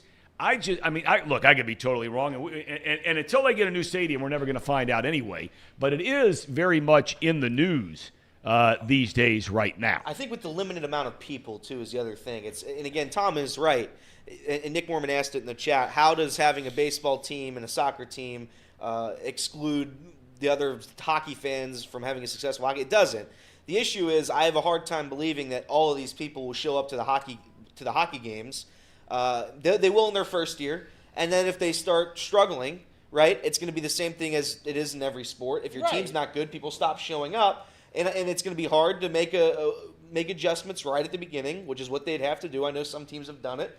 Well, yeah, the NHL expansion track. Yep. Well, Seattle Kraken, good from the rip too. Yep. So it's possible. Sure, I have a hard time believing in Cincinnati where the Cincinnati Reds and people said, well, they live very far away from the Reds, and again, I'm not blaming you. But maybe I'm blaming I'm not blaming you individually. I'm blaming the fan base as a whole. Because there are a lot of people who live in Cincinnati that don't show up to Reds games on a Tuesday night when your season's on the line.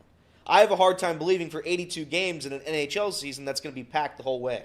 I think soccer is a little bit different. I think, again, FC Cincinnati, we were begging for a soccer team. This was a soccer town, believe it or not. And I think there is a niche fan base for that sport. Yep. I don't know if there is one for the NHL in Cincinnati. There might be, and I might be wrong.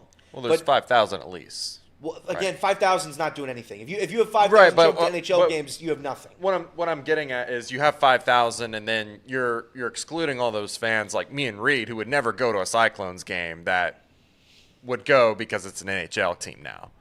That it's a professional league. I think there is something to that. And NHL, Tom just mentioned very good reasons. Nobody, and I mean nobody, is showing up to Cyclones games because they need to watch their favorite Cyclone player play that game. They can't name one. You can't. They are going, and again, God love them, they are going because beer is $1 and you can get into the door for $1. That's why you go. It's a fun atmosphere. It's a fun environment. We get to throw things onto the court. It's fun. It's a fun atmosphere. That's why you go. You do not go. For soccer, again, I think they are going because of soccer. You get to know the players, blah, blah, blah, yada, yada, yada.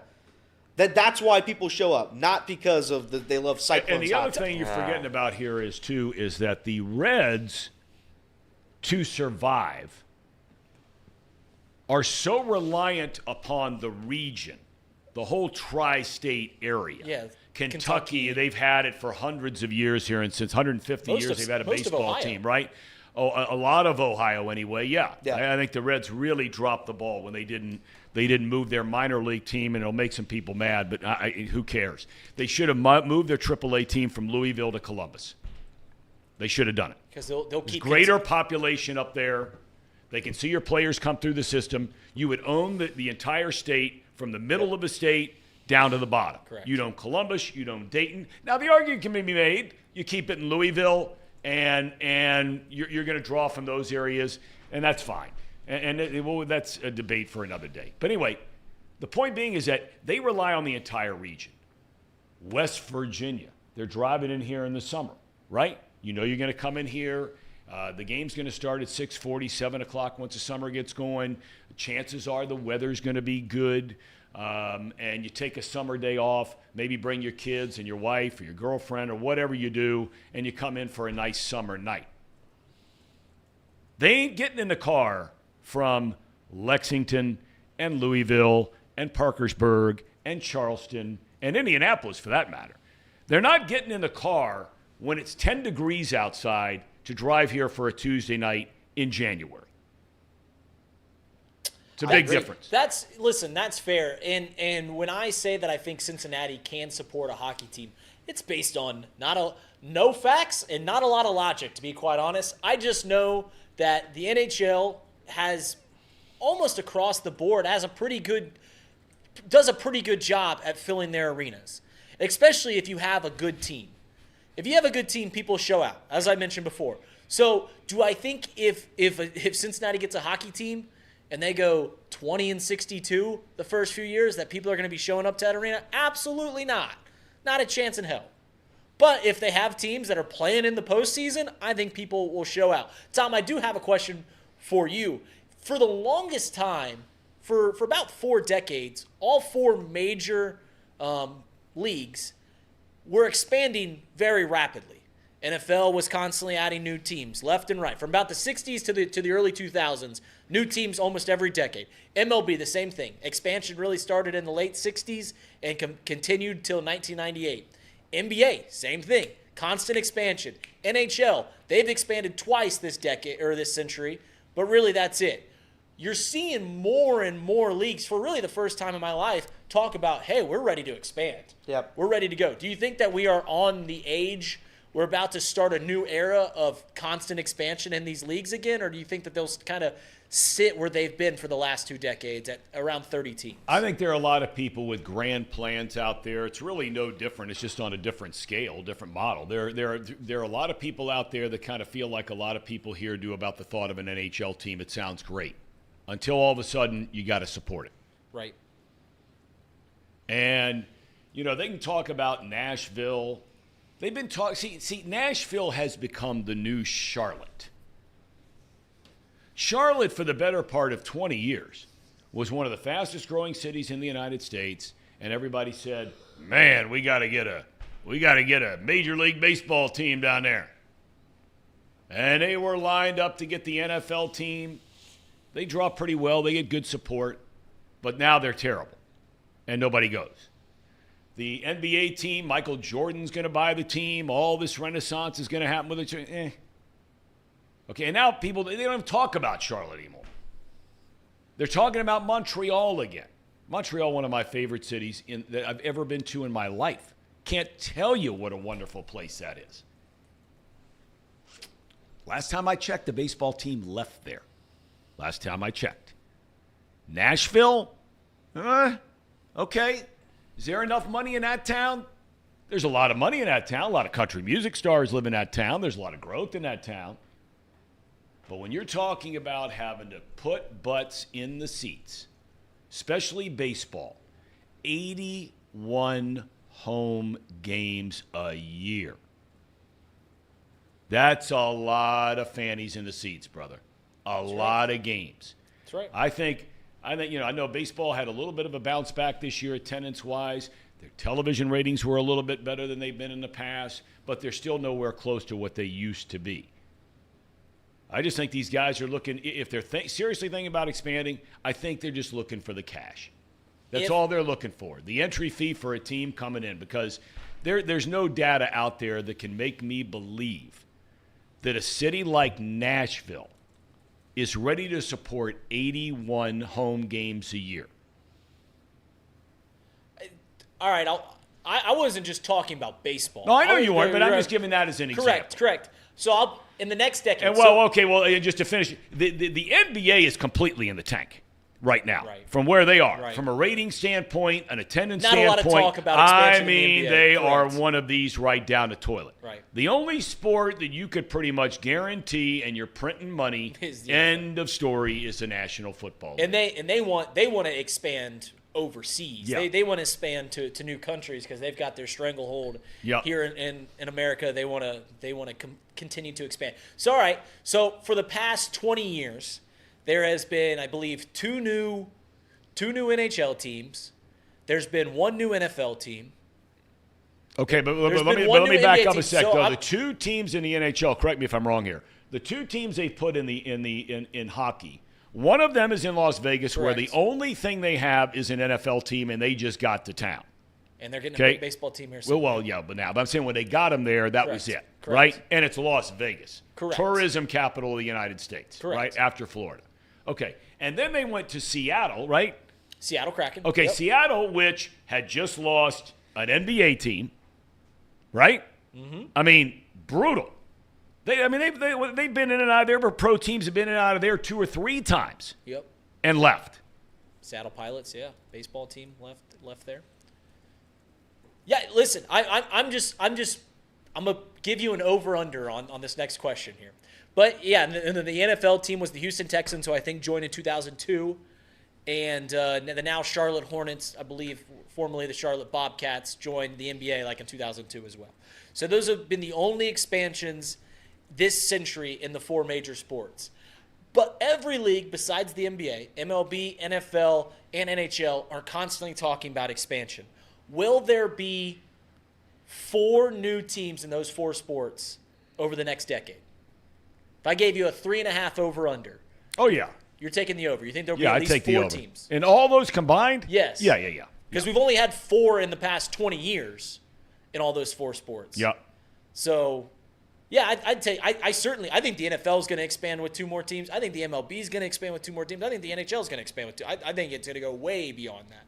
I just think it's cool because, like I said, from 1960 to 2000, all 4 of those leagues constantly expanded, constantly added new teams. The MLB rapidly. I think in the early 60s there were like 14 MLB teams. By 1998 there were 30. Yeah. So they doubled the league. Yeah. NFL very similar. NHL very similar. So I think it's going to be just really cool that these leagues are perceivably doing well enough, other than the NBA, to expand. All right. Okay. All right. Anything else we want to get into here today, boys and girls? Anything else on your mind? No? I mean, have we already touched on the coaching staff changes for the AFC North and how that affects the Bengals? We talked about that at all? Well, we talked a little bit about that last week, and we brought up in the monologue how, look, everything is helping the Bengals. But, we're going to get into, and I know you've already been looking into some of this, and you guys did a little bit about it when I wasn't here, about, who the Bengals are going to draft and all this kind of thing and what they're going to do.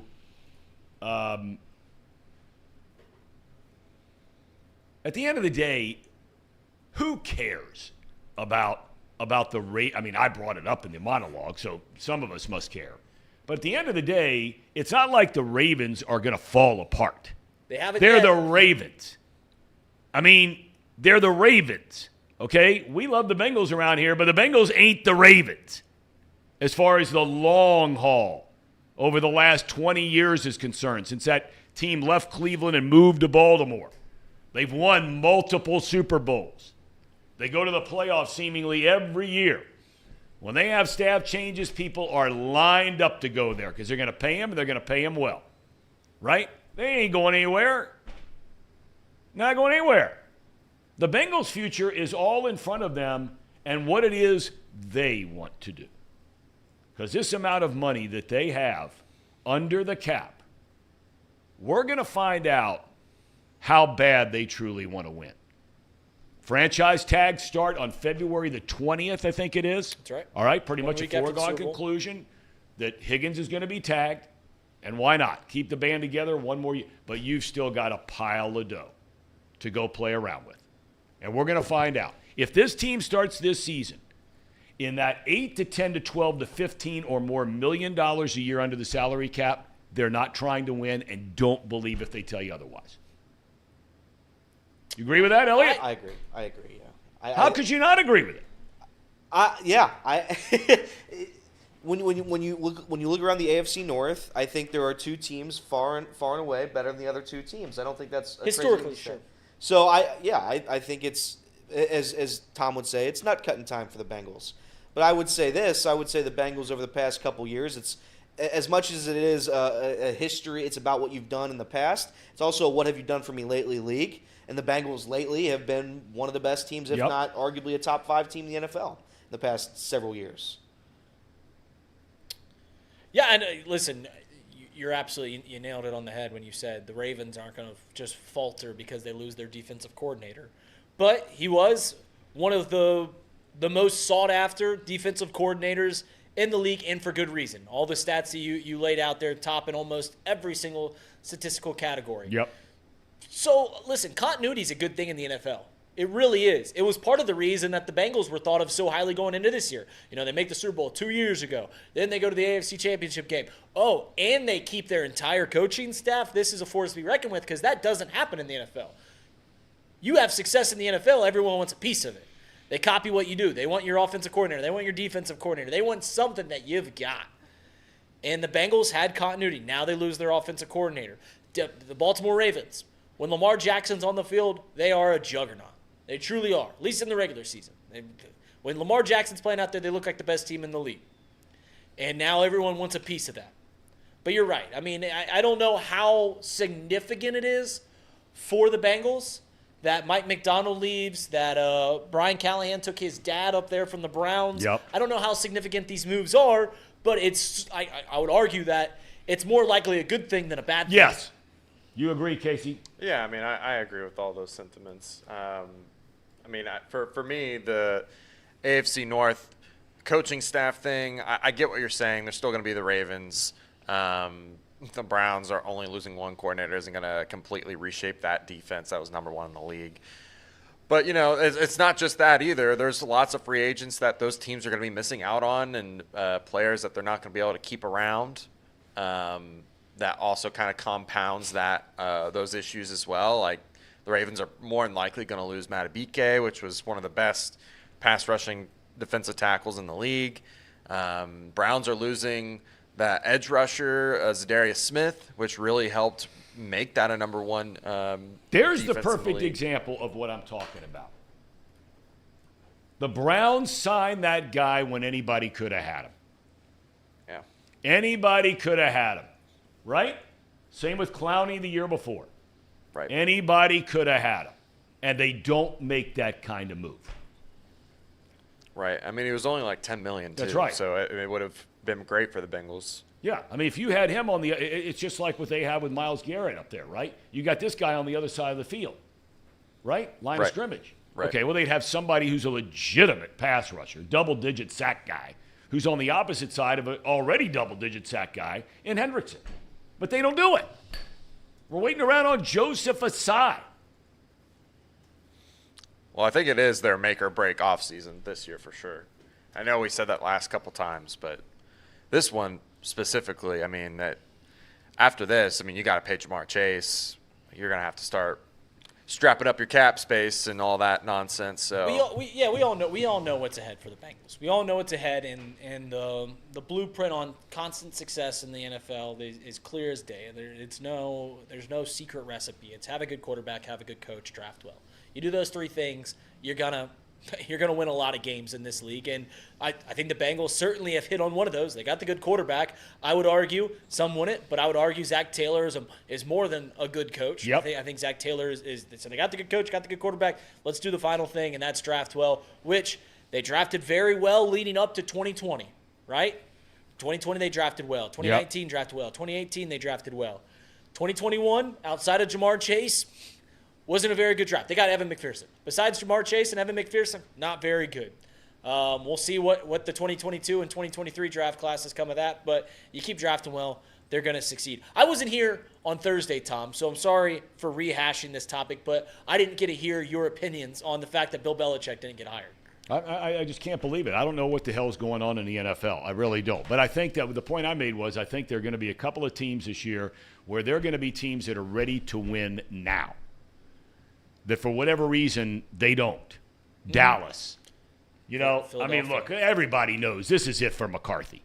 I mean, he either gets to an NFC championship game or he's run. What about what Jerry Jones said about that? Said, we will not extend Mike McCarthy. Literally just said he will not be our coach next year. I mean, of course, they can't extend him throughout the year, but that will literally take him. He's a lame duck coach. How do you see, I never understood what that meant when they say lame duck coach. Does that mean that every single coach who quote-unquote underachieves, if they're going into the last year of a contract they willingly negotiated, that they willingly signed, that you signed a 5-year deal at X amount of dollars, here's a term, here's the money. Okay, you're going into your final year. Do you think there's going to be – does anybody believe there's going to be one player out there, whether it's somebody on the current Cowboys roster right now or somebody who's thinking about coming there as a free agent? Do you think they give a rat's tail about Mike McCarthy being in the final year of his contract? Absolutely not. The only thing they are interested – and please don't ever, ever, ever, I beg of you, don't ever misunderstand this, okay? The player cares about the money.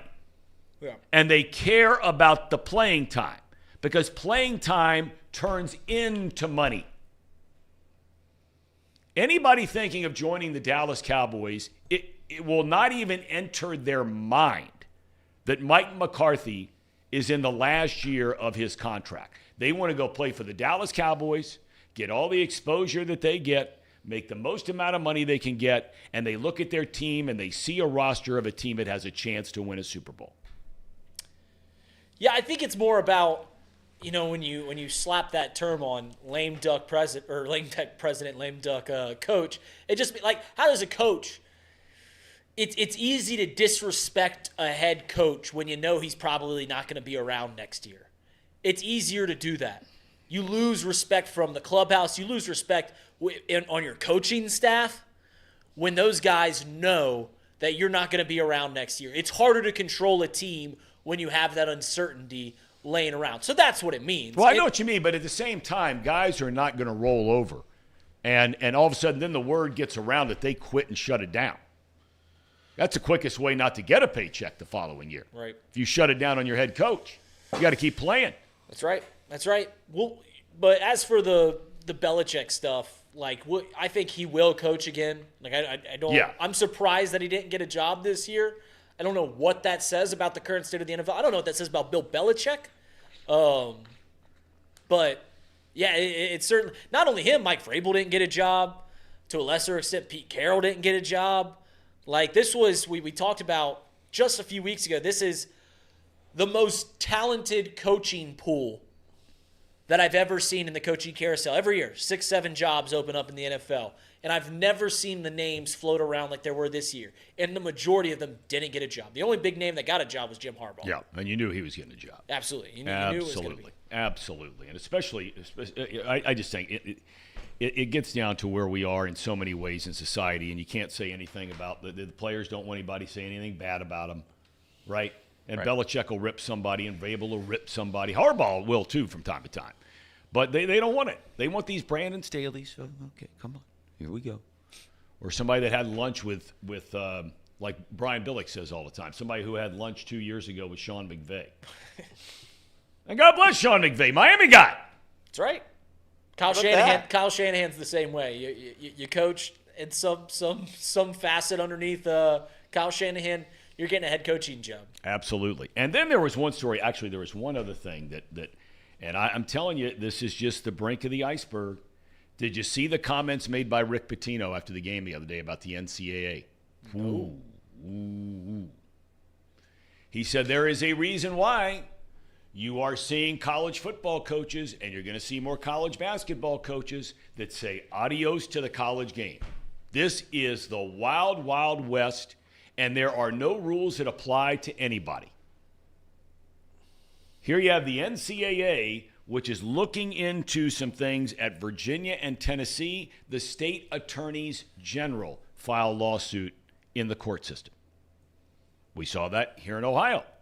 Our attorney general, DeRose, he files when Bandego and Jameel Reynolds, right?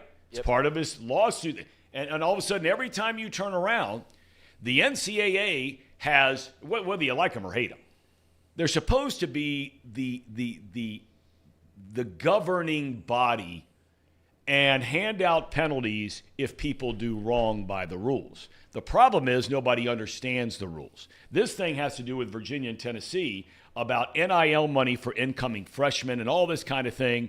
And all of a sudden, those two states are saying, this is BS what the NCAA says about it. We're filing lawsuits. And Pitino's talking about, he was talking about how, he's trying to build this program at St. John's. So he leaves Iona last year, and he comes into St. John's, and he brings, I think, 12 players with him in the transfer portal. He said, but then all of a sudden, you get these guys, and you're trying to build a program, and at the end of every season, now you're worried about 6 of the 12 turning around and walking out the door because they're unhappy. It's changed. It is. We're certainly in a weird spot with the NCAA, as everybody, throughout the history of mankind, when change is happening, there's some uncomfortable things as part of that change. I don't necessarily think it's a bad thing, though. Like, there's going to be growing pains with the new era of the NCAA. And, yeah, these old coaches that had a lot of success before this new era are going to leave. When the internet started popping up, there was a lot of businesses that could either adapt or they could die, right? Sears went the way of the dodo. No more Sears anymore because they didn't adapt. Blockbuster didn't adapt to the internet. And you're going to see the same thing. Like, Nick Saban had maybe the greatest college football coach ever, certainly up there at the top. And he saw it and he goes, you know what? I'm out. I don't want to adapt to this new game. I don't necessarily think it's a bad thing. I just think it's changed. That's all it is. I don't think anybody's mad at the NIL, and you shouldn't be, really. People have been paying players for quite some time now. Whether you want to admit it or not, that's been an ongoing issue in college athletics. But I think one of the bigger problems is the NCAA. I think that's what Rick Pitino's saying. I think the enforcement of the so-called rules they create, it's not up to standard. It's not up to snuff, as our guy would say in the chat. So, no, I agree with Rick. I think the NCAA is it can't be on its last legs because it is the institution where college athletics play. But I think it's close to not. I think it's on its way out. I really do. It feels like that towards football. NCAA does too much stuff for the other sports. For the other sports, yes. Right. Like men's tennis, rowing, all that, all the stuff that they do for Division I, Division II, Division III. The NCAA can't be replaced. That would be such a drastic overhaul. But college football has become such a beast that it seems likely at some point that they will just go, listen, we're going to take it over from here. We're going to do it ourselves. Certainly for college football, it's going to change. And at that point, it becomes what, unfortunately, a lot of people feared it would be when the NIL was brought into it, and that it's a minor leagues. It's a professional sports league, and that's unfortunate to where that's how we've had to do this. But I think a lot of it falls on the NCAA failing it from the jump, and that's on them, not on anybody else. And I don't know if you might not like the product anymore, but I would argue that no matter what happens, NCAA or no, everybody's still going to watch in on every Saturday for every Ohio State game, every Notre Dame game.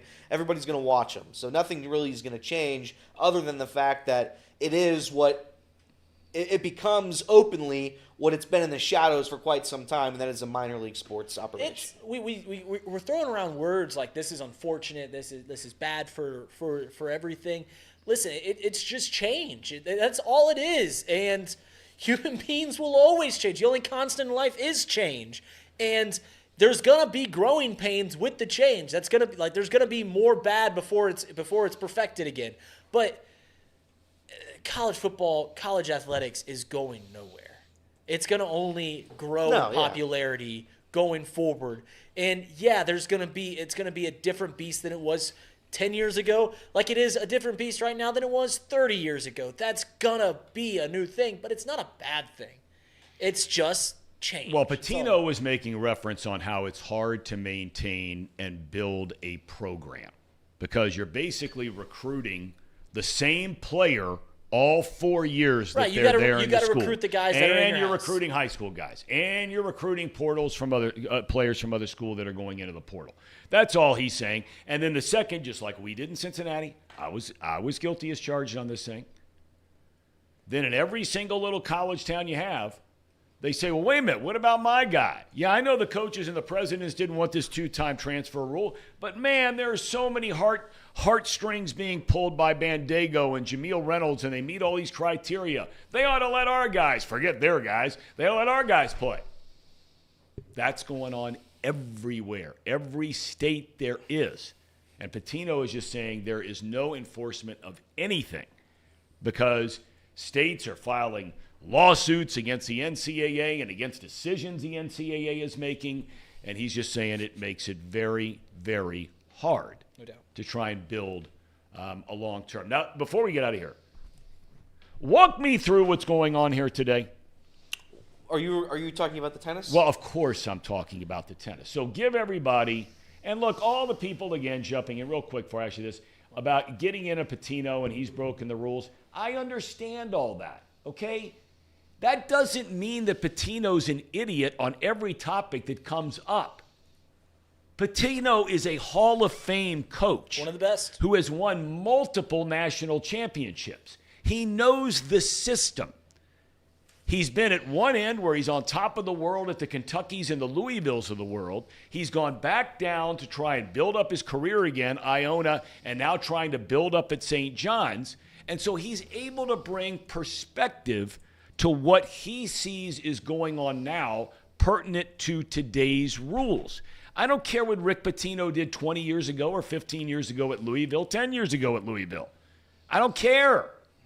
I'm talking about now. He can give perspective on what the state of the sport is. So now tell me about the state of tennis today. What is going to happen for all that don't know? So we will be playing a tennis match, my boss and I. Trace, I believe, has never played a single second of tennis in his entire life, but he's going to try to beat me today, and God love him, he's going to give it the old college try. Listen, if he's able to play tennis at a high level, and by this I mean being able to execute a drop shot, being able to volley, if he's able to do everything right, he's going to beat me today. Let's not pretend I'm in shape here, in my prime all-city tennis shape.